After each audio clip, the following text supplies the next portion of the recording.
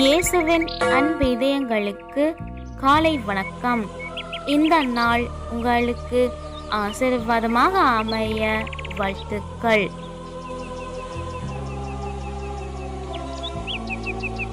இப்புதிய நாளுக்கான ஆசீர்வாத இறைவசனம் எசாயா அதிகாரம் 44 இறை வார்த்தை 3. தாகமுற்ற நிலத்தில் நீரை ஊற்றுவேன், வறண்ட தரையில் நீரோடைகள் ஓடச் செய்வேன்.